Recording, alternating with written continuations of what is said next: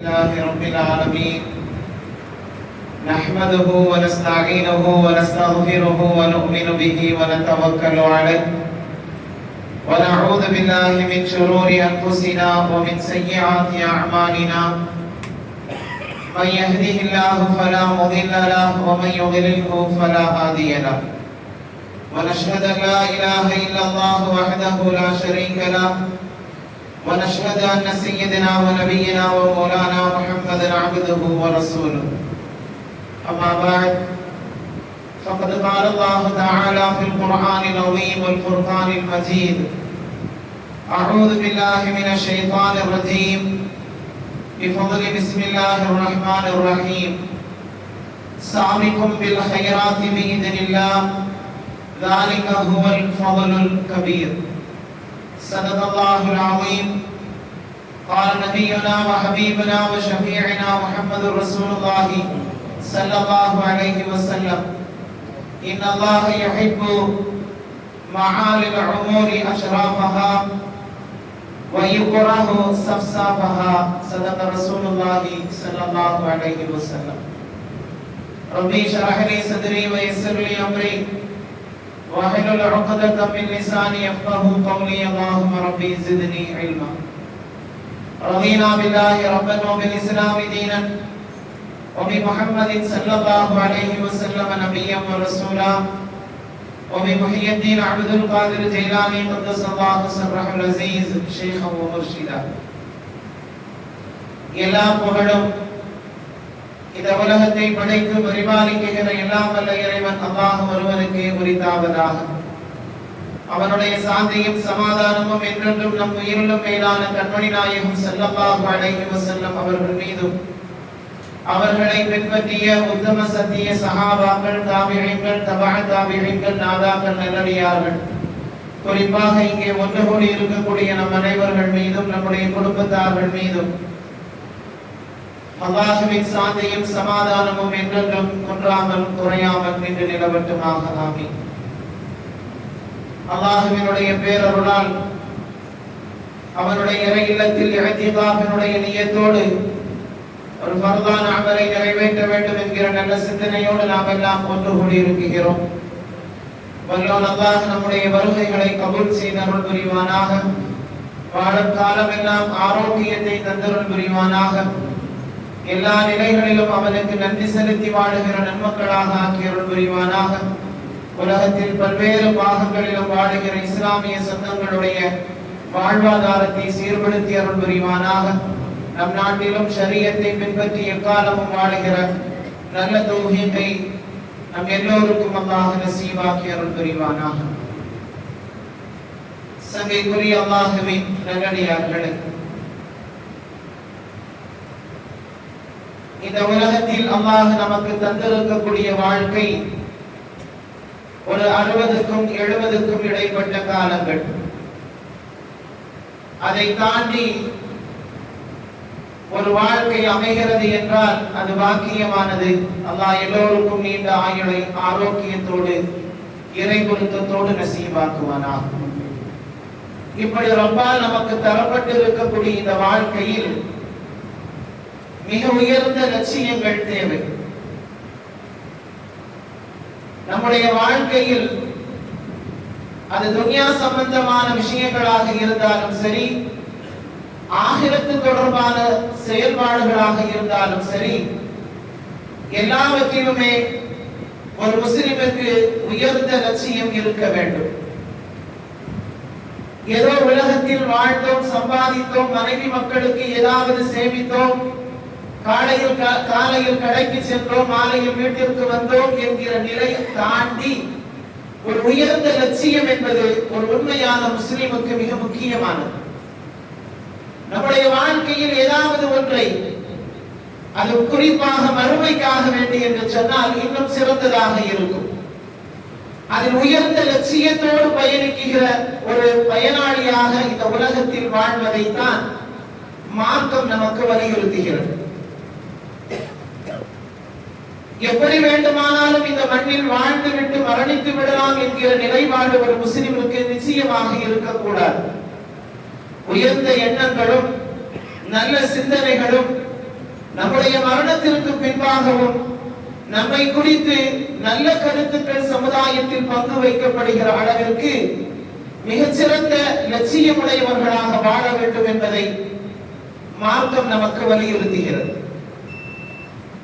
நபி நாயகம் ஸல்லல்லாஹு அலைஹி வஸல்லம் அவர்கள் சொல்லுவார்கள் அல்லவா, இன்னல்லாஹ யுஹிப்புல் மஆலில் உமூரி அஷ்ராஃபஹா, உயர்ந்த எண்ணங்களை உயர்ந்த லட்சியங்களை அல்லாஹ் விரும்புகிறான். மிக தாழ்வானதை மிக மட்டமானதை அல்லாஹ் எப்பொழுதும் விரும்புவதில்லை. நம்முடைய வாழ்க்கைக்கு அன்றாடம் இருக்குகிற இந்த வாழ்வாதாரம் போதும் என்கிற அந்த நிலையில் எல்லோரும் வாழ்வதில்லை. வாழ்வாதாரத்தை பெருக்கிக் கொள்ள வேண்டும், பொருளாதாரத்தை உச்சநிலைக்கு வர வேண்டும் என்கிற ஒரு எதிர்பார்ப்போடு மனிதன் பயணிக்கிறான், தவறல்ல. ஆனால் மறுமையினுடைய சிந்தனை என்பது மிக முக்கியமாக நம்முடைய சமுதாயத்தை சார்ந்தவர்களுக்கு இருக்க வேண்டும் என்பதை பெருமானார் ஸல்லல்லாஹு அலைஹி வஸல்லம் அவர்கள் குறிப்பிடுகிறார். உயர்ந்த லட்சியங்களை நீங்கள் கொண்டு பயணியுங்கள். குறிப்பாக வாலிப சமுதாயம் என்பது ஏதோ படித்தோம் சம்பாதித்தோம் வெளிநாடுகளில் போய் செட்டிலானோம் என்கிற நிலையை தாண்டி நம்மை கொண்டு இந்த மார்க்கத்திற்கு என்ன பயனளிக்கப்பட்டிருக்கிறது, நம்மை கொண்டு யார் இந்த சமுதாயத்தில் பலன் பெற்றிருக்கிறார்கள், பிறர்களுக்கு பலன் தரும் விஷயத்தில் நாம் எவ்வளவு தூரம் கவனம் செலுத்தி இருக்கிறோம், பலர்களுக்கு பயன் தருகிற ஒரு வாழ்க்கையை நாம் வாழ்ந்திருக்கிறோமா என்கிற சிந்தனை உடையவர்களாக வளர வேண்டும், உருவாக்க வேண்டும். அது மிக முக்கியமானது. ஆகவே வாழ்க்கையில் நீங்கள் உயர்ந்த லட்சியங்களை வைத்துக் கொள்ளுங்கள் என்று நபி நாயகம் ஸல்லல்லாஹு அலைஹி வஸல்லம் அவர்கள் குறிப்பிடுகிறார்கள். அல்லாஹ்வும் அதைத்தான் நேசிக்கவும் செய்கிறார். தாழ்வான எண்ணங்களை அல்லாஹ் எப்பொழுதுமே விரும்புவதில்லை. உயர்ந்த லட்சியங்களை குறித்து மார்க்கத்தில் கேட்க வலியுறுத்தப்படுகிறது. நீங்கள் குர்ஆனுக்குள் தேடினால் ஏராளமான செய்திகளை இது குறித்து பார்க்கலாம். நபிகள் நாயகம் ஸல்லல்லாஹு அலைஹி வஸல்லம் அவர்கள் அல்லாஹும்ம லா தஜஅல் துன்யா அக்பர் ஹம்மினா என்கிற அற்புதமான துஆவை சஹாபாக்களுக்கு கற்றுக் கொடுத்தார்கள். இந்த துஆ சொல்லி தருகிற வார்த்தை என்ன? எங்களுடைய லட்சியத்தில் பெரிய லட்சியமாக இந்த துன்யாவை நீ ஆக்கி விடாதே ரஹ்மானே என்கிற இந்த துஆவை நீங்கள் கேளுங்கள் என்றார்கள். காரணம் என்னவென்றால் உலகத்தோடு உங்களுடைய வாழ்க்கை முடிந்து போவது கிடையாது. இதை தாண்டி ஒரு பயணம் உங்களுக்கு இருக்கிறது அல்லவா? அந்த பயணத்திற்கு மிக முக்கியமாக நீங்கள் இந்த உலகத்தை நீங்கள் சாதகமாக்கிக் கொள்ள வேண்டும் என்கிற வலியுறுத்தலை அஷ்ரஃபுல் ஹல்க் முஹம்மது ரசூலுல்லாஹி ஸல்லல்லாஹு அலைஹி வஸல்லம் அவர்கள் சொல்லி தருகிறார். ஆகவே இந்த உலகம் தான் நமக்கு லட்சியமானது என்கிற அந்த நிலைப்பாட்டை தாண்டி நம்முடைய மனம் மிக விசாலமானதாக உயர்ந்த லட்சியம் உடையவர்களாக நல்ல சிந்தனை உடையவர்களாக நாம் வாழ வேண்டும் என்பதை மார்க்கம் வலியுறுத்துகிறது. வாழ்வின் லட்சியம் அது துன்யா சார்ந்ததாக இருந்தாலும் சரி, ஆகிரத்து சார்ந்ததாக இருந்தாலும் சரி, அதில் உயர்வான லட்சியங்களை மனிதன் உருவாக்கிக் கொள்ள வேண்டும். சுலைமான் அலைஹிஸ்ஸலாத்து வஸ்ஸலாம் அவர்கள் அல்லாஹ்விடத்தில் கேட்டார்கள் அல்லவா, அல்லாஹ் என்னுடைய பாவங்களை நீ மன்னித்து விடு, அதே வேளையில் யாருக்கும் தராத உயர்ந்த அரசாட்சி எனக்கு தா என்று கேட்டார்கள். பெரிய பதவிகளை கேட்கலாமா என்றால் சுலைமான் அலைஹிஸ்ஸலாம் அவர்கள் கேட்டார்கள் என்பதை குர்ஆன் சொல்கிறது. ஆனால் அதை வைத்துக் கொண்டு சமுதாயத்திற்கும் ஆகிரத்திற்கும் பலன் தருகிற வாழ்க்கையை அதை வைத்து அவன் வாழ வேண்டும் என்பதை குர்ஆன் வலியுறுத்துகிறது. சுலைமான் அலைஹிஸ்ஸலாம் அவர்கள் யாருக்கும் கொடுக்காத அரசாட்சி எனக்கு வேண்டும் என்று கேட்டார்கள். அல்லாஹ் கொடுத்தான். அல்லாஹ் மிகப்பெரிய அரசாட்சியை சுலைமான் அலைஹிஸ்ஸலாம் அவர்களுக்கு வழங்கினார். இந்த மண்ணில் நபித்துவமும் அரசாட்சியும் ஒன்று சேர வழங்கப்பட்ட சுலைமான் அலைஹிஸ்ஸலாம் அவர்கள் மிக அற்புதமான ஆட்சியையும் செய்தார்கள். மக்களுக்கு சமுதாயத்தினுடைய பணிகளையும் மேற்கொண்டார்கள். அவர்களால் சமுதாயம் நலன் பெறுவதற்கான எல்லா வகை வழிகளையும் செய்து வைத்தார்கள். ஆகவே உயர்ந்த நோக்கங்களும் லட்சியங்களும் இந்த மண்ணில் வந்த நபிமார்கள் விதைத்திருக்கிறார்கள். சஹாபாக்களும் அப்படிப்பட்ட உயர்ந்த வாழ்க்கையை தான் வாழ்ந்தார்கள். யூசுப் அலைஹிஸ்ஸலாம் அவர்களை நீங்கள் எடுத்து பாருங்கள். அவர்களுடைய வரலாறை குறித்து குர்ஆன் பேசுகிற பொழுது அவர்கள் எந்த அளவிற்கு அல்லாஹ்விடத்திலே மிக உயர்ந்த பதவியை பெற்றுக் கொண்டார்கள் என்பதை நாம் புரிந்து கொள்ள முடியும். சிறையில் ஒன்றும் இல்லாமல் இருந்தார்கள். எகிப்தினுடைய அரசனுக்கு முன்பாக கொண்டு நிப்பாட்டப்படுகிறது. அவர்கள் கேட்டது என்ன? ஜஅலனி ஹஸாயினுல் அர்தி இன்னி ஹஃபீதுன் அலைஹி, எனக்கு இந்த பூமியில் நீங்கள் உயர்வான பதவியை தாருங்கள் என்று கேட்டார்கள். நிதியமைச்சரானார்கள். ஒன்றுமில்லாமல் சிறைச்சாலையில் இருந்த யூசுப் அலைஹிஸ்ஸலாம் அவர்கள் பிற்காலத்தில் அந்த எகிப்து நாட்டினுடைய நிதியமைச்சராக மாறினார்கள். எல்லா விதமான பஞ்ச காலத்திலும் கூட அவர்கள் தீட்டிய திட்டத்தின் வழியாகத்தான் சமுதாயத்திற்கு தேவையான உணவுகள் பஞ்சமில்லாமல் வழங்கப்பட்டது அவர்களுடைய ஆட்சியின் கீழ். ஆகவே நபிமார்கள் உயர்ந்த பதவிகளை கேட்டார்கள், பெற்றார்கள். ஆனால் அதை வைத்துக் கொண்டு சமுதாயத்திற்கு செய்ய வேண்டிய நற்பணிகளை செய்தார்கள். சமுதாயத்தினுடைய வளர்ச்சியில் பெரும் பங்கு வகிக்கக்கூடியவர்களாக இருந்தார்கள். ஆகிரத்திற்கு தேவையானதையும் தேடிக்கொண்டார்கள். ஆகவே பெரிய பொறுப்புகளில் வருவது, உயர்ந்த படிப்புகளை படிப்பது, உயர்ந்த பதவிகளுக்கு போக வேண்டும் என்கிற அந்த உயர்ந்த லட்சியங்கள் மார்க்கத்தில் தவறல்ல. பெரிய செல்வந்தராக இருக்க வேண்டும் என்கிற எதிர்பார்ப்பு மார்க்கத்தில் தவறல்ல. ஆனால் இதையெல்லாம் வைத்துக் கொண்டு சமுதாயத்தினுடைய நலன்களை நாடக்கூடியவர்களாக, சமுதாயத்திற்கு நம்மால் செய்ய முடிந்த உபகாரங்களை செய்யக்கூடியவர்களாக, நாளை மறுமைக்கும் அதை வைத்துக் கொண்டு நாம் தேடக்கூடியவர்களாக இருக்க வேண்டும் என்பதைத்தான் மார்க்கத்தினுடைய ஒவ்வொரு செயல்பாடுகளும் நமக்கு வலியுறுத்துகிறது. நபிமார்கள் அத்தகைய உயர்ந்த வாழ்க்கையை தான் நம்மளுடைய வாழ்க்கையில் எடுத்துக்கொண்டார்கள் என்பதை இந்த வரலாற்று செய்திகள் நமக்கு சொல்லித் தருகிறது. இதே போன்று நீங்கள் சஹாபாக்களுடைய வாழ்க்கை வரலாறுகளை எடுத்து பாருங்கள். உயர்ந்த லட்சியமுடையவர்களாக இருந்தார்கள். ஒன்றும் பெரிதாக அவர்களுடைய கரத்தில் இல்லை. ஆனால் லட்சியங்கள் அத்தனையும் உயர்வாக இருந்தது. ஏதோ வாழ்ந்தோம் மரணித்தோம் என்பது மிருகத்திற்கும் நமக்கும் வித்தியாசம் இல்லாமல் போய்விடும். உலகத்திலே மிருகங்கள் பொருளாதாரங்களை சேமித்து வைப்பதில்லை. ஆனால் அவர்களுக்கான ரிஸ்க் வழங்கப்படுகிறது. அவர்களும் வாழுகிறார்கள், அவர்களும் குழந்தைகளை பெற்றுக் கொள்கிறார்கள், அவர்களும் இந்த மண்ணில் வாழ்ந்து மரணிக்கிறார்கள். அப்படிப்பட்ட மிருகங்களை போன்றுண்டான வாழ்க்கை மனித சமூகத்திற்கு இருக்கக்கூடாது. லட்சியம் இருக்க வேண்டும், உயர்ந்த நோக்கங்கள் இருக்க வேண்டும், உயர்ந்த எண்ணங்கள் இருக்க வேண்டும் என்பதை சஹாபாக்களுடைய வாழ்க்கை வரலாறுகள் நமக்கு வெளிப்படுத்தி கண்மணி நாயகம் ஸல்லல்லாஹு அலைஹி வஸல்லம் அவர்கள் போர்க்களம் முடிந்ததற்கு பின்பாக அதில் கிடைத்த கனிமத்தினுடைய பொருட்களை பங்கு வைப்பது வழக்கம். போர்க்களத்தினுடைய முதல் பகுதி நிறைவு பெற்றிருக்கிறது. அதில் கிடைத்த கனிமத்தினுடைய பொருட்களை எபெருமானார் ஸல்லல்லாஹு அலைஹி வஸல்லம் அவர்கள் சஹாபாக்களுக்கு வீதித்து கொடுத்து கொண்டிருக்கிறார்கள். அப்படி கொடுக்குகிற தருணத்தில் ஒரு சஹாபி எபெருமானார் ஸல்லல்லாஹு அலைஹி வஸல்லம் அவர்களிடத்தில் சொன்னார்கள், யா ரசூலல்லாஹ், இந்த ஆடுகளும் இந்த ஆடைகளும் இந்த பொருள்களும் எனக்கு வேண்டும் என்பதற்காக வேண்டி நான் இந்த போர்க்களத்தில் கலந்து கொள்ளவில்லை. நபிகள் நாயகம் ஸல்லல்லாஹு அலைஹி வஸல்லம் அவர்கள் ஆச்சரியத்தோடு பார்த்தார்கள். எனக்கு இந்த கனிமத்துகள் வேண்டாம் யா ரசூலல்லாஹ், அதை தாண்டி இந்த போர்க்களத்தில் நான் மரணிக்க வேண்டும். எப்படி மரணிக்க வேண்டும் என்று சொன்னால், அவர்கள் எதிரிகள் என்னை குத்துகிற அம்பு என்னுடைய நெஞ்சை துளைத்து அது முதுகு வழியாக வெளியேறி இருக்க வேண்டும். அப்படிப்பட்ட ஒரு மரணம் எனக்கு வேண்டும். அதற்காக வேண்டித்தான் நான் இந்த போர்க்களத்திற்குள் வந்தேன். இந்த கனிமத்திற்காக வேண்டி நான் வரவில்லை என்றார். நபிகள் நாயகம் ஸல்லல்லாஹு அலைஹி வஸல்லம் அவர்கள் இரண்டாவது கட்ட போர்க்களம் முடிந்ததற்கு பின்பாக மரணித்த சஹாபாக்களை எல்லாம் பார்க்கிறார்கள் சுற்றி சுற்றி.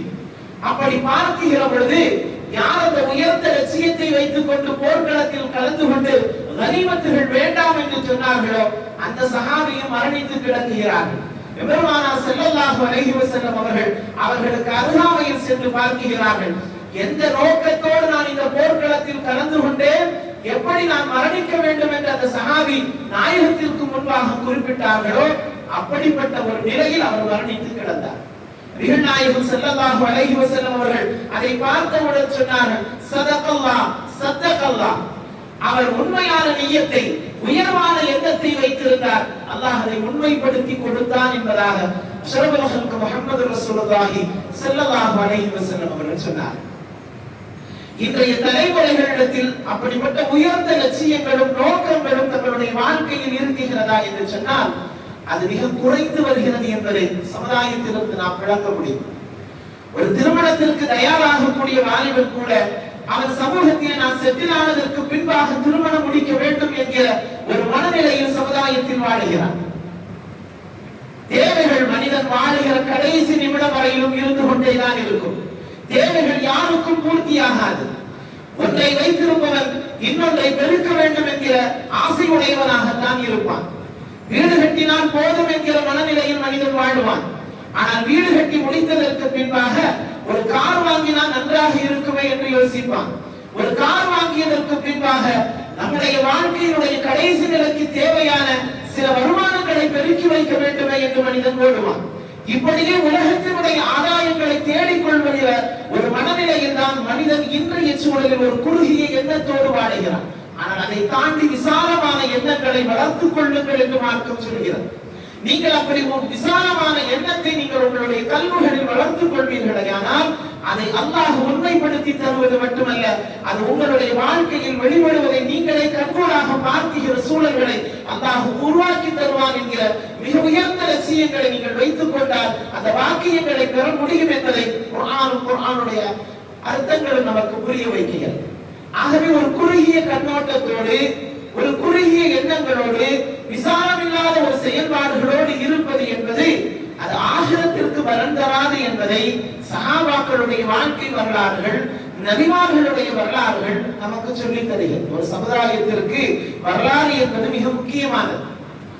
எப்பொழுதுமே ஒரு சமுதாயம் வெற்றி பெற வேண்டும் என்று சொன்னால் கடந்த காலத்தினுடைய வரலாறுகள் தெரிந்திருக்க வேண்டும், நிகழ்காலத்தினுடைய நிதர்சனங்கள் புரிந்திருக்க வேண்டும், எதிர்காலத்தினுடைய திட்டமிடுதல்களும் இருக்க வேண்டும்.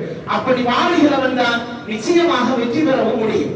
ஆகவே உயர்ந்த லட்சியங்களை, நோக்கங்களை, செயல்பாடுகளை நீங்கள் அமைத்துக் கொள்ளுங்கள் என்பதை நம் உயிரினும் மேலான கண்மணி நாயகம் ஸல்லல்லாஹு அலைஹி வஸல்லம் அவர்கள் நமக்கு சொல்லித் தருகிறார்கள். குர்ஆனுடைய வார்த்தைகளும் அதைத்தான் நமக்கு சொல்லித் தருகிறது. சஹாபாக்களுடைய வாழ்க்கை வரலாறுகள் அதை குறித்து தான் நமக்கு பேசுகிறது. ஆகவே இந்த உலகத்தில் எத்தனையோ குறைபாடுகள் உள்ள மனிதர்கள் கூட பெரும் பெரும் சாதனைகளை படைத்திருக்கிறார்கள். இரண்டு கண்களும் தெரியாத எத்தனையோ ஹாஃபிழ்கள் இந்த மண்ணில் இருக்கிறார்கள். மிக திறப்படைத்த ஹாஃபிழ்களாக இந்த மண்ணில் வலம் வருகிறார்கள். காரணம் என்னவென்று சொன்னால் அவர்களுடைய உயர்ந்த லட்சியங்கள், அந்த குர்ஆனை நாம் கல்வியில் சுமக்க வேண்டும் என்கிற அந்த உயர்ந்த லட்சியத்தோடு அவர்கள் பயணிக்கிறார்கள். அல்லாஹ் அந்த பயணத்தில் அவர்களுக்கு வெற்றி வாய்ப்புகளையும் கொடுக்கிறார். எத்தனையோ ஹாஃபிழ்களை பார்க்கலாம், குர்ஆன் மனனம் செய்திருக்கிறார்கள் முழுமையாக, ஆனால் கண் தெரியாத மக்களாக அவர்கள் வாழுகிறார். இப்படி நீங்கள் சமுதாயத்தில் ஊனமுற்றவர்களாக, பலகீனமானவர்களாக இருக்கக்கூடியவர்களை கூட நீங்கள் பார்த்தால் அவர்களுடைய வாழ்க்கையில் ஏராளமான சாதனைகளை செய்திருக்கிறார்கள். பெரும் பெரும் செல்வந்தர்களாக வாழக்கூடியவர்கள் கூட எதையுமே இந்த சமுதாயத்திற்கோ அல்லது அவர்களுடைய கபருக்கோ தேடிக்கொள்ளாமல் எல்லாவற்றையும் வைத்துவிட்டு மரணித்து போகிறவர்கள் ஏராளமானவர்கள் இருக்கிறார்கள். அதனால் அவர்களுக்கும் பலன் அல்ல, அவர்களுடைய கபருக்கும் பலன் அல்ல, இந்த சமுதாயத்திற்கும் எந்த விதமான பிரதிபலனும் இல்லாத ஒரு சூழல்களைத்தான் அவர்கள் வாழுகிற காலங்களில் உருவாக்கி வைத்து விட்டு செல்கிறார்கள். அதுவல்ல பெரிய வாழ்க்கை. அப்படி ஒரு வாழ்க்கை இந்த மார்க்கம் நமக்கு சொல்லித் தரவும் இல்லை. நீங்கள் உயர்ந்த லட்சியமுடையவர்களாக வாழுங்கள், உயர்ந்த எண்ணமுடையவர்களாக வாழுங்கள், அதற்கான கூலிகளை நீங்கள் வறுமையில் நிச்சயமாக பெற முடியும் என்பதாக. உயர்ந்த லட்சியங்கள் இருக்கிறது, ஆனால் என்னால் எதையும் அடைய முடியவில்லை என்று சொல்லக்கூடியவர்களுக்கு எபெருமானார் ஸல்லல்லாஹு அலைஹி வஸல்லம் அவர்கள் சொல்லுகிற வார்த்தை, நிச்சயமாக உங்களுடைய எண்ணங்கள் சரியானதாக இருக்குமே, ஆனால் அதற்கான கூலிகள் நீங்கள் அடையவில்லை என்றாலும் அதற்கான கூலிகளை பெறுகிற பாக்கியத்தை நீங்கள் பெற முடியும் என்பதாக. ஆகவே உயர்ந்த லட்சியங்களை நாம் வைத்துக் கொள்ள வேண்டும், நல்ல சிந்தனைகளை வளர்த்துக் கொள்ள வேண்டும். எல்லா நிலைகளிலும் நாம் பிறர்களுக்கு பலன் தருகிற வாழ்க்கையை வாழக்கூடியவர்களாக இருக்க வேண்டும். அதே வேளையில் நாளை நம்முடைய மறுமைக்கு என்னென்ன தேவைகள் என்பதை தயார் செய்துவிட்டு செல்கிறவர்களாக நாம் வாழ வேண்டும். சங்கைக்குரியவர்களை, ஜம்ஹூர் என்று சொல்லப்படக்கூடிய ஒரு சஹாபி பெருமானார் ஸல்லல்லாஹு அலைஹி வஸல்லம் அவர்களிடத்தில் வந்து, யா ரசூலல்லாஹ், நான் போர்க்களத்திற்கு வருவதற்கு ஆசைப்படுகிறேன் என்றார். பெருமானார் ஸல்லல்லாஹு அலைஹி வஸல்லம் அவர்களை ஏறெடுத்து பார்த்தார்கள். ஊனமுற்ற சஹாபி. மற்ற சஹாபாக்கள் எல்லாம் சொன்னார்கள், இவர்கள் அங்கு வந்து என்ன செய்துவிட போகிறார்கள் என்பதாக. அப்பொழுது அவர்கள் சொன்ன வார்த்தை, யா ரசூலல்லாஹ், நான் போர்க்களத்திலே கலந்து கொள்ள வேண்டும், என்னால் முடிந்த அளவிற்கு எதிரியோடு நான் போரிட வேண்டும், அந்த போரில் நான் ஷஹீதாக வேண்டும், அதுதான் என்னுடைய லட்சியம் என்றார்கள். அதுதான் என்னுடைய லட்சியம் என்றார்கள். அந்த லட்சியம் உண்மையாக்கப்பட்டது அந்த போர்க்களத்தினுடைய இறுதி. எத்தனையோ சஹாபாக்கள் ஊனமுற்றவர்களாக இருப்பவர்கள் போர்க்களத்திற்கு நாங்களும் வருகிறோம் என்று சொல்லுகிற பொழுது பல சஹாபாக்களுக்கு அனுமதி கொடுக்கவில்லை. ஆனால் இந்த சஹாபி கலந்து கொண்டார்கள், அதில் மரணித்தார்கள். காரணம் அவர்களுடைய எண்ணம் அதுவாக இருந்தது. அல்லாஹ் அதை ஒழுங்குபடுத்தி கொடுத்தான் என்பதாக அந்த போர்க்களத்தினுடைய இறுதியில் நபிகள் நாயகம் ஸல்லல்லாஹு அலைஹி வஸல்லம் அவர்கள் குறிப்பிட்டார். ஆகிய குறுகிய வட்டத்தோடு வாழக்கூடிய வாழ்க்கை என்பது எந்த வகையிலும் நமக்கு பலன் தராது என்பதை நிச்சயமாக நாம் ஒவ்வொருவரும் புரிந்து கொள்ள வேண்டும். இமாம் ஷாஃபி ரஹ்மத்துல்லாஹி அலைஹி அவர்கள் லட்சக்கணக்கான மக்கள் பின்பற்றுகிற ஒரு உயர்ந்த இமாம். இமாம் ஷாஃபி ரஹ்மத்துல்லாஹி அலைஹி அவர்கள் ஒரு ஏழை குடும்பத்தை சார்ந்தவர்கள். அவர்களுக்கு பிறக்குகிற பொழுது தந்தை இல்லை, யத்தீமாக பிறந்தவர்கள். எந்த விதமான பேக்ரவுண்டும் இல்லாத ஒரு சூழலில் தான் இமாம் ஷாஃபி ரஹ்மத்துல்லாஹி அலைஹி அவர்கள் தங்களுடைய தாயின் ஒரு அழகான வளர்ப்பில் மார்க்கத்தினுடைய இல்மை படிப்பதற்காக வேண்டி வருகிறார்கள். இமாம் மாலிக் ரஹ்மத்துல்லாஹி அலைஹி அவர்களுடைய தரிசிலே பாடம் கற்பிப்பதற்காக வேண்டி, கற்றுக்கொள்வதற்காக வேண்டி இமாம் ஷாஃபி இமாம் அவர்கள் கொண்டு இருக்கப்படுகிறார். சிறு குழந்தை இமாம் ஷாஃபி அவர்கள். மாலிக் ரஹ்மத்துல்லாஹி அலைஹி அவர்கள் கல்வி கற்றுக் கொடுத்துக் கொண்டிருக்கிறார்கள். எல்லோரும் அதை கேட்டு அவர்கள் எழுதி கொண்டிருக்கிறார்கள். இமாம் ஷாஃபி ரஹ்மத்துல்லாஹி அலைஹி அவர்களிடத்தில் எழுதுவதற்கு பேனாவோ அல்லது பேப்பரோ எதுவுமே இல்லை. மிக வறுமையான ஒரு சூழலில் வளர்கிற பிள்ளை. அந்த சூழலில் தான் இந்த மாலிக் ரஹ்மத்துல்லாஹி அலைஹி அவர்களிடத்திற்கு கல்வி கற்பதற்காக வேண்டி தரிசிலே இருக்கிறார்கள். எல்லோரும் எழுதி கொண்டிருக்கிறார்கள், எழுதுவதற்கு எதுவும் இல்லை. அவர்களுடைய உமிழ் நீரை கொண்டு கையிலே விரலிலை தொட்டு அவர்களுடைய கையிலேயே அப்படி எழுதி கொண்டே வருகிறார்கள். இமாம் மாலிக் ரஹ்மத்துல்லாஹி அலைஹி அவர்கள் கவனிக்கிறார்கள். 2-3 நாட்களாக கவனித்து விட்டு இமாம் ஷாஃபி அவர்களை அழைத்து சொன்னார்கள், நீங்கள் பாடத்தில் இருந்து விளையாடி கொண்டே இருக்கிறீர்கள், ஆகவே நீங்கள் நாளையிலிருந்து வர வேண்டாம் என்பதாக. அப்பொழுதுதான் இமாம் ஷாஃபி ரஹ்மத்துல்லாஹி அலைஹி அவர்கள் சொன்னார்கள், இமாம் அவர்களே, நான் விளையாடி கொண்டிருக்கவில்லை, நீங்கள் கற்றுக் கொடுக்கிற பாடத்தை எழுதி எடுப்பதற்கான பேனாவோ அல்லது பேப்பரோ என்னிடத்தில் இல்லாத காரணத்தினால் என்னுடைய உமிழ்நீரை கொண்டு நான் என்னுடைய கரத்திலேயே அதை எழுதி பார்த்து கொண்டேன். ஆனால் அது பார்த்தாலும் படிக்க முடியாது, எந்த எழுத்தும் தெரிய போவதும் இல்லை.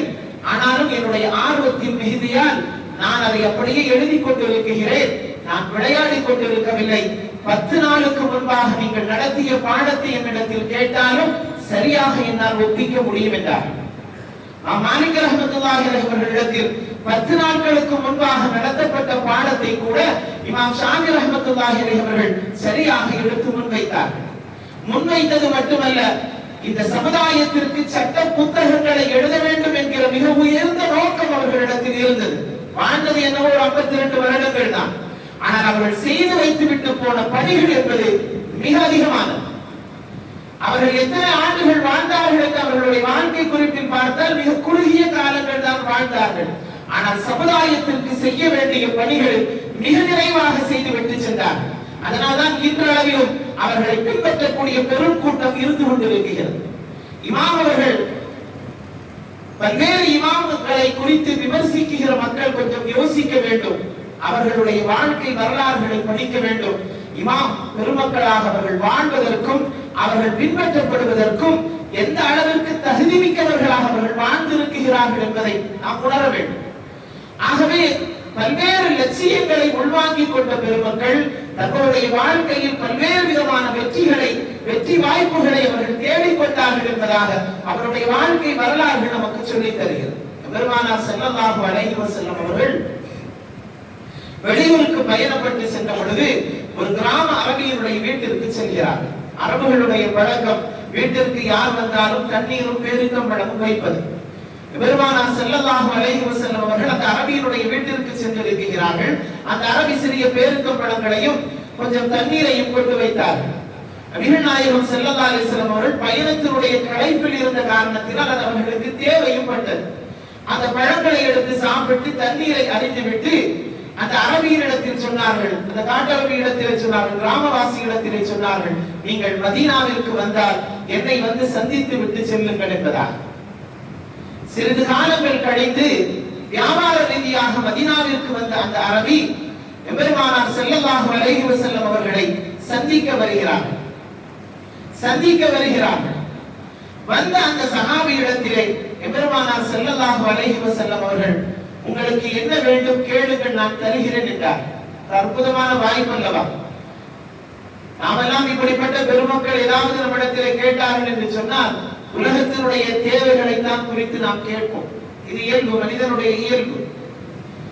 இந்த வந்த அரபிய கிராமவாசியோ நாயகத்தினுடைய அதிகாரத்தையும் அவர்கள் இருக்கக்கூடிய சிம்மாசனத்தையும் அவர்கள் இருக்கக்கூடிய இடத்தையும் அவர்களை சுற்றி இருக்கக்கூடிய பெருமக்களுடைய வரவுகளை எல்லாம் பார்த்துவிட்டு இவர்கள் பெரிய ஒரு பதவியிலும் பொறுப்பிலும் தானே இருக்கிறார்கள், ஆகவே நமக்கு தேவையானதை எல்லாம் கேட்டு பெற்றுவிடலாம் என்கிற ஆசையோடு எனக்கு வாகன வசதிகள் வேண்டும் என்றார். பெருமானார் ஸல்லல்லாஹு அலைஹி வஸல்லம் அவர்கள் அவருக்கு தேவையான வாகன வசதிகளை செய்து கொடுங்கள் என்றார். மீண்டும் கேட்டார்கள், எனக்கு ஆட்டு மந்தைகள் வேண்டும் என்றார்கள். சரி, பரவாயில்லை, அவருக்கு ஆட்டு மந்தைகளை கொடுங்கள் என்பதாக நபிகள் நாயகம் ஸல்லல்லாஹு அலைஹி வஸல்லம் அவர்கள் அதையும் கொடுக்க சொன்னார். மீண்டும் என்ன வேண்டும் என்று நாயகம் கேட்டார்கள். இந்த மந்தைகளை பாதுகாக்கிற நாய்கள் வேண்டும் என்றார். அந்த அரபி. பெருமானார் ஸல்லல்லாஹு அலைஹி வஸல்லம் அவர்கள் சிரித்துக் கொண்டே அதையும் கொடுங்கள் என்றார். கொடுங்கள் என்று சொல்லிவிட்டு நபிகள் நாயகம் ஸல்லல்லாஹு அலைஹி வஸல்லம் அவர்கள் சொன்னார்கள், பனி இஸ்ரவேலர்களுடைய காலத்தில் வாழ்ந்த ஒரு கிழவி கேட்டதை போன்று உயர்ந்ததை கேட்க உங்களுக்கு தெரியவில்லையே என்பதாக அஷ்ரஃபுல் ஹல்க் முஹம்மது ரசூலுல்லாஹி ஸல்லல்லாஹு அலைஹி வஸல்லம் அவர்கள் சொன்னார். சஹாபாக்களுக்கு எல்லாம் ஆர்வம் வந்து விட்டது. அப்படி அந்த கிழவி என்னதான் கேட்டிருப்பார்கள் என்பதாக. பனு இஸ்ரவேலர்களுடைய காலத்தில் வாழ்ந்த கிழவி என்ன கேட்டிருப்பார்கள் என்பதை அறிய வேண்டும் என்கிற ஆர்வம் சஹாபாக்களுக்குள் வந்தது. சஹாபாக்கள் எல்லாம் கேட்டார்கள், யார சொல்லலாம், பனு இஸ்ரவேலர்களுடைய காலத்தில் வாழ்ந்த கிழவியை குறித்து குறிப்பிட்டீர்களே, அப்படி என்ன அவர்கள் கேட்டார்கள் என்பதாக பெருமானார் ஸல்லல்லாஹு அலைஹி வஸல்லம் அவர்களிடத்தில் சஹாபாக்கள் முன்வைத்தார்கள் கேள்வி. நாயகம் ஸல்லல்லாஹு அலைஹி வஸல்லம் அவர்கள் சொன்னார்கள், பனி இஸ்ரவேலர்களுடைய கூட்டத்தில் இருந்து அந்த மக்களை அழைத்துக் கொண்டு மூசா அலைஹிஸ்ஸலாம் அவர்கள் வெளியேறலாம் என்று எண்ணுகிற பொழுது யூசுப் நபி அவர்கள் அங்கே அடக்கப்பட்டு இருக்கிறார்கள். அவர்களுடைய ஜனாசாவை எடுத்து சென்று பைத்துல் முகத்தஸிலே அடக்க வேண்டும் என்பது மூசா அலைஹிஸ்ஸலாம் அவர்களுக்கு கொடுக்கப்பட்ட பணி. இப்பொழுது யூசுப் அலைஹிஸ்ஸலாம் அவர்களுடைய ஜனாசா கபர் எங்கே இருக்கிறது என்பதை அறிய வேண்டும். அவர்கள் இவர்களுடைய காலத்திற்கு முன்னால் வாழ்ந்தவர்கள். நபிமார்கள் எங்கே மரணிக்கிறார்களோ அந்த இடத்தில் அடக்கம் செய்ய வேண்டும் என்பது நபிமார்களுக்கான சட்டங்கள். யூசுப் அலைஹிஸ்ஸலாம் அவர்கள் அந்த சூழலில் அங்கே அடக்கப்பட்டிருந்தார்கள். ஆனால் இந்த ஜனாசாவை கொண்டு பைத்துல் முகத்தஸிலே அடக்கப்பட வேண்டும் என்பது மூசா நபிக்கு கொடுக்கப்பட்ட பணி. அப்படியானால் இவர்கள் எங்கே அடக்கப்பட்டிருக்கிறார்கள் என்பதை அறிய வேண்டுமே என்று ஒவ்வொருவரிடமாக விசாரிக்கிறார்கள் மூசா அலைஹிஸ்ஸலாம். பலர்களும் குறிப்பிட்டார்கள், ஒரு கிழவியை குறிப்பிட்டு அந்த கிழவி இடத்தில் சென்று கேளுங்கள், அவர்களுக்கு தெரிந்திருக்க வாய்ப்பு இருக்கிறது என்பதாக. மூசா அலைஹிஸ்ஸலாம் அவர்கள் அந்த கிழவியை தேடி கண்டுபிடித்து வந்து கேட்கிறார்கள், யூசுப் நபியினுடைய கபர் எங்கே இருக்கிறது, அவர்களுடைய உடலை கொண்டு நான் பைத்துல் முகத்தஸில் அடக்கம் செய்ய வேண்டும், இது அல்லாஹ் எனக்கு குறிப்பிட்டு இருக்கக்கூடிய உத்தரவு, அவர்களுடைய கபரை எனக்கு காட்டித்தார்கள் என்பதாக. காட்டி தருகிறேன், அப்படியானால் நீங்கள் எனக்கு ஒரு உத்தரவாதம் தர வேண்டும் என்பதாக அந்த கிழவி மூசா அலைஹிஸ்ஸலாம் அவர்களிடத்தில் கேட்டார்கள். என்ன வேண்டும் என்பதாக மூசா அலைஹிஸ்ஸலாம் அவர்கள் திரும்ப கேட்கிற பொழுது அந்த கிழவி சொன்னார்கள், அஸ்அலுக முராஃபகத்து பில் ஜன்னah, சுவனத்தில் மூசாவை நான் உங்களோடு இருக்க வேண்டும் என்பதாக. நீங்கள் கேட்டு வந்ததை தேடி வந்ததை நான் உங்களுக்கு காட்டித் தர வேண்டுமானால் இந்த உத்தரவாதத்தை நீங்கள் தர வேண்டும் என்பதாக மூசா அலைஹிஸ்ஸலாம் அவர்களிடத்தில் அந்த கிழவி வைத்த கோரிக்கை என்ன, உங்களோடு நான் சுவனத்தில் இருக்க வேண்டும் என்பதாக. இந்த வார்த்தையை தான் நபிகள் நாயகம் ஸல்லல்லாஹு அலைஹி வஸல்லம் அவர்கள் குறிப்பிடுகிறார்கள். எது வேண்டும் என்று கேட்கிற பொழுது உலகத்திலே இருக்கக்கூடிய அற்பமான விஷயங்களை கேட்கிறீர்கள், ஒரு லட்சியம் இல்லாதவர்களாக நீங்கள் வாழுகிறீர்கள், நீங்கள் உயர்ந்ததை கேட்டிருக்க வேண்டுமே. அந்த கிழவி கேட்டால் மூசா அலைஹிஸ்ஸலாம் அவர்களிடத்தில் நான் உங்களோடு சுவனத்தில் இருக்க வேண்டும் என்று ஒரு நல்ல வாய்ப்பை நபிகள் நாயகம் ஸல்லல்லாஹு அலைஹி வஸல்லம் அவர்கள் அந்த கிராம அரபிக்கு ஏற்படுத்தி கொடுத்தார்கள். அந்த அரபி கேட்க வேண்டிய எவ்வளவு உயர்வான விஷயங்களை விட்டுவிட்டு ஆடு வேண்டும், நாய் வேண்டும், மாடு வேண்டும் என்பதாக கேட்டார்கள். அதை நபிகள் நாயகம் ஸல்லல்லாஹு அலைஹி வஸல்லம் அவர்கள் புரிய வைப்பதற்காக வேண்டி மூசா அலைஹிஸ்ஸலாம் அவருடைய காலத்தில் வாழ்ந்த கிழவி கேட்டதை போன்று கூட உங்களுக்கு கேட்க தெரியவில்லை என்று கைசேதத்தோடு பதிவு செய்தார். ஆகவே நம்முடைய எண்ணங்களும் கூட உலகத்தை மட்டுமே மையமாக வைத்துக் கொண்டு வாழுகிற ஒரு வாழ்க்கையும் அதற்காக வேண்டி ஓடுகிற ஒரு ஓட்டமும் தான் அதிகமாக இருக்கிறது. தவறல்ல, வாழ்க்கையில் எல்லாம் நமக்கு தேவை, உயர்ந்த லட்சியங்கள் நமக்கு தேவை, மிக குறிப்பாக ஆகிரத்து நமக்கு தேவை. அதுதான் இங்கே நாம் விளக்க வேண்டியது. மறுமையினுடைய வாழ்க்கை என்பது மிக விசாலமானது.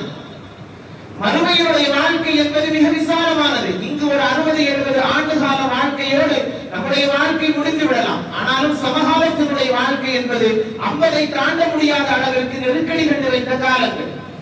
ஆனால் கபரிலே வைக்கப்பட்டதற்கு பின்பாக நம்முடைய வாழ்க்கை கபரிலே எத்தனை ஆண்டுகள் இருக்கும் என்பது நம் யாருக்குமே தெரியாது. ஆகவே ஒரு குறுகிய கால வாழ்க்கைக்காக வேண்டி ஓடுகிற நாம் ஒரு நிரந்தரமான கபரினுடைய வாழ்க்கைக்கு என்ன சேமித்து வைக்கிறோம் என்பதை கொஞ்சம் நாம் யோசிக்க கடமைப்பட்டிருக்கிறோம். அங்கு எத்தனை ஆண்டுகள் நாம் வாழப் போகிறோம் என்பது நம்ம யாருக்கும் தெரியாது. நமக்கு முன்பாக எத்தனையோ ஆண்டுகளுக்கு முன்பாக மரணித்த எல்லோரும் கபருக்குள் இருக்கிறார்கள். இனி மஹ்ஷர் என்கின்ற ஒரு நிலை வருகிற பொழுதுதான் எல்லா ரூஹுகளும் ஒன்று சேர்க்கப்படும் சூருக்கு பின்பாக. அதற்கு பின்பாகத்தான் கேள்வி கணக்குகள் எல்லாம். அதற்கு பின்புதான் சொர்க்கம் நரகம் என்பது எல்லாம் தீர்மானிக்கப்படுகிறது. அதற்கு பின்பாகத்தான் யார் யாருக்கு எதை ஒதுக்கப்படுகிறதோ அவரவர்கள் அதிலே நிரந்தரமாக இருப்பார்கள் என்பதை நபிகள் நாயகம் ஸல்லல்லாஹு அலைஹி வஸல்லம் அவர்கள் நமக்கு சொல்லித் தந்திருக்கிறார். அப்படியானால் நாம் எத்தனை ஆண்டு காலம் கபரிலே இருக்க போகிறோம் என்று தெரியாத அந்த வாழ்க்கைக்கு ஒரு குறுகிய கால வாழ்க்கையில் நாம் சேமித்து வைக்கிற நன்மைகள் தான் பலன் தரும் என்று சொன்னால் இந்த வாழ்க்கையை நாம் எவ்வளவு அர்த்தமுள்ளதாக வாழ வேண்டும் என்பதை நாம் ஒவ்வொருவரும் சிந்திக்க கடமைப்பட்டிருக்கிறோம். லட்சியமுடையவர்களாக வாழும். மறுமையினுடைய லட்சியம் என்பது மிக முக்கியமானது. யாருக்கு நாம் என்ன உபகாரங்கள் செய்திருக்கிறோம், அந்த உபகாரங்களின் வழியாக அவர் பெற்றிருக்கக்கூடிய பலன் என்ன என்பதை யோசித்து பாருங்கள். பிறர்களுக்கு செய்யப்படுகிற உபகாரங்கள் என்பது நம்முடைய கபருக்கு மிகப்பெரிய பாக்கியங்களாக வந்து சேரும் என்பதை நபிகள் நாயகம் ஸல்லல்லாஹு அலைஹி வஸல்லம் அவர்கள் சொல்லித் தந்திருக்கிறார்களா? அதை நாம் சிந்தித்தாலே போதுமானது. ஒரு காலகட்டத்தில் மரணத்திற்கு பின்பாக அவர் ஏதாவது விட்டு சென்றிருந்தால் கூட அவருக்கு தேவையான நன்மையான காரியங்களை செய்கிற ஒரு பிள்ளைகள், ஒரு குடும்பங்கள் என்று இருந்தது. ஆனால் சமகாலம் என்பது அப்படிப்பட்ட நிலையும் அல்ல. மரணித்து விட்டால் கொண்டு போட்டு விட்டால் போதும் என்கிற மனநிலையில் வளர்கிற பிள்ளைகள் ஒரு பக்கம், எப்பொழுது மரணிப்பான் இருப்பதை பங்கு வைத்து போய்விடலாம் என்கிற யோசனையோடு நம்மை சுற்றி இருக்கக்கூடிய கூட்டங்கள் ஒரு பக்கம். ஆகவே இப்படிப்பட்ட வாழ்க்கையில் எதை சேமித்து வைத்துவிட்டு நாம் என்ன கொண்டு போகிறோம் என்பதை நாம் கொஞ்சம் யோசிக்க வேண்டும். ஆகவே மறுமைக்கு தேவையான, கபருக்கு தேவையான உயர்ந்த லட்சியங்களை நம்முடைய வாழ்க்கையை நாம் கொண்டு வந்து விட்டோம் என்று சொன்னால் மறுமை என்பது நமக்கு நிம்மதியான வாழ்க்கையை தரக்கூடியதாக இருக்கும். துனியாவும் நமக்கு சிறந்ததாக மாறும் என்பதற்கு எந்தளவும் சந்தேகம் இல்லை. ஆகவே இரண்டு உலகத்திற்கும் தேவையான உயர்ந்த லட்சியங்களை வளர்த்துக் கொள்ளக்கூடியவர்களாக, நல்ல சிந்தனை உடையவர்களாக, பிறர்களுக்கு நம்மால் முடிந்த அளவிற்கு உபகாரம் செய்யக்கூடியவர்களாக, சமுதாயத்திற்கு ஏதாவது நல்ல பணிகளை செய்யக்கூடியவர்களாக, நாளை மறுமையில் கபரிலே நமக்கு வெற்றி வாய்ப்பை தேடித்தரக்கூடிய ஒரு உயர்ந்த வாழ்க்கை வாழ்வதற்கு இந்த குறுகிய கால வாழ்க்கையை நாம் பயன்படுத்திக் கொள்ள வேண்டும். அல்லாஹ் ரப்பல் ஆலமீன் சிறந்த சிந்தனைகளை நமக்கு தந்தருள் புரிவானாக. உயர்வான லட்சியங்களை நசீபாக்கி அருள் புரிவானாக. மறுமையை கபரை நமக்கு விசாலமாக்கி அருள் புரிவானாக. எல்லா நிலைகளிலும் சமுதாயத்திற்கு உதவுகிற நல்ல உள்ளங்களை, எண்ணங்களை, சிந்தனைகளை, செயல்பாடுகளை அல்லாஹ் நம்முடைய வாழ்க்கையில் அதிகப்படுத்தி தந்தருள் புரிவானாக. நம்முடைய வாழ்க்கையிலும் எந்த விதமான சிரமங்களும் கஷ்டங்களும் இல்லாமல் நிம்மதியான வாழ்க்கை வாழுகிற ஒரு நல்ல தௌஃபீகை வல்லவன் அல்லாஹ் நம் எல்லோருக்கும் நசீபாக்கி அருள் புரிவானாக. ஆமீன் ஆமீன் யா ரப்பல் ஆலமீன். சங்கைக்குரிய அல்லாஹ்வின் நல்லடியார்களே, மாதந்தோறும் பாபா காசிம் மஸ்ஜிதில் நடைபெறுகிற ஸலவாத் மஜ்லிஸ் இன்ஷா அல்லாஹ் இன்றைய மக்ரிப் தொழுகைக்கு பின்பாக அந்த மஸ்ஜிதினுடைய இமாமின் தலைமையின் கீழ் நடைபெறும். அனைவர்களும் கலந்து பலன் பெறுமாறு, அந்த ஸலவாத் மஜ்லிஸை சிறப்பிக்குமாறு அன்பாய் கேட்டுக் கொள்கிறோம். அடுத்தபடியாக வரக்கூடிய ஞாயிற்றுக்கிழமை நம்முடைய ஊரில் ஒரு பெண்கள் மதரசா ஹலீமத்து சாதியா என்கிற பெயரில் கடந்த 5 ஆண்டுகளாக சிறப்பான முறையில் நடைபெற்று வருவதை நாங்கள் எல்லோரும் அறிந்திருப்பீர்கள். ஒரு 6 ஆலிமாக்கள் சனது பெற்றிருக்கிறார்கள். இதுவரையிலும் அங்கே கிட்டத்தட்ட ஒரு 20க்கும் மேற்பட்ட பிள்ளைகள் பயின்று வருகிறார்கள். தற்பொழுது அது கச்சப்புறம் தெருவில் ஒரு வீட்டினுடைய மாடியில் நடைபெறுகிறது. அங்கிருந்து இன்ஷா அல்லாஹ் வருகிற ஞாயிற்றுக்கிழமை நம்முடைய பெருமாள் தெரு சுலைமான் பள்ளிக்கு எதிராக இருக்கக்கூடிய முஹியதீன் தக்கியாவிற்கு மாற்றப்படுகிறது. அது திறப்பு விழாவாக ஒரு சிறு நிகழ்ச்சி ஏற்பாடு செய்யப்பட்டிருக்கிறது. கண்ணியத்திற்குரிய மாநில ஜமாத்துல் உலமாவினுடைய தலைவர் ஹாஜா ஹசரத் அவர்கள் உரை நிகழ்த்த வருகிறார்கள் இருக்கிறார்கள். அதே போன்று மாவட்டத்தினுடைய காலி ஆரன் அபு சாலிஹ் ஹசரத் அவர்களும் துஆ செய்வதற்காக வர இருக்கிறார்கள். சமுதாய பெருமக்கள் அந்த நிகழ்வில் கலந்து கொள்ள வேண்டும். அந்த தக்கியாவை சமூக பணிக்காக வேண்டி, மிக குறிப்பாக கல்விக்காக வேண்டி தந்த அந்த குடும்பத்தார்களுக்கு அல்லாஹ் எல்லா விதமான ஹைரையும் பாக்கியங்களை ஏற்படுத்தி அருள் புரிவானாக என்கிற துஆவோடு என்னுடைய வார்த்தையை நிறைவு செய்கிறேன். வாஹிர் தஅவானா அல்ஹம்துலில்லாஹி ரப்பில் ஆலமீன். அஸ்ஸலாமு அலைக்கும்.